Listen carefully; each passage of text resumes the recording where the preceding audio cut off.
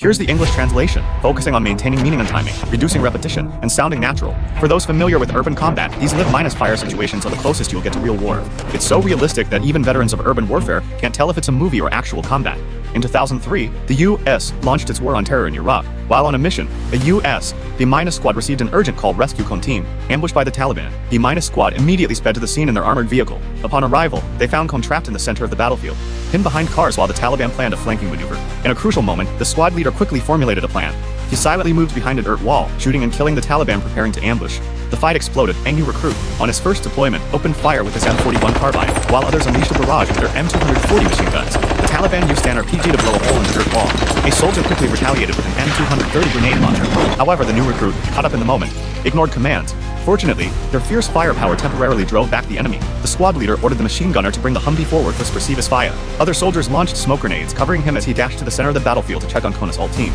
But as the squad leader ran out, he came under intense Taliban fire. Seeing him shot in the abdomen and pinned down, a soldier quickly pulled out an M136-84 rocket launcher, successfully destroying the enemy position. Then, 19-year- sold Billy Lynn was horrified to see the Taliban soldiers trying to capture his squad leader alive. Without a second thought, he charged forward, under his teammates covering fire. He took down the Taliban trying to capture the squad leader. But as he checked on the leader's wounds, another Taliban soldier suddenly attacked from the side. Lynn immediately drew his Beretta 92 pistol to return fire. Just then, the machine gunner arrived, spraying the Taliban with his heavy machine gun. Under the machine gunner's Perseus fire, Lynn racked his leader into the sewer. But as he bandaged the squad leader's wound, another Taliban suddenly burst from the pipe, hitting Lynn with an AK-MS rifle. Luckily, it didn't pierce his bulletproof vest. As the Taliban prepared for a follow-up shot, the squad leader grabbed the barrel of the Taliban's gun. Lynn then got up and tackled the assailant. The two men wrestled. In the struggle, Lynn pulled out his dagger, pinning the Taliban beneath him, and with all his strength, killed him. The entire rescue was captured by a forgotten camera. Though the squad leader ultimately succumbed to his wounds, the rescue video went viral online. Lynn became a war hero, invited to the halftime show of a Texas football game.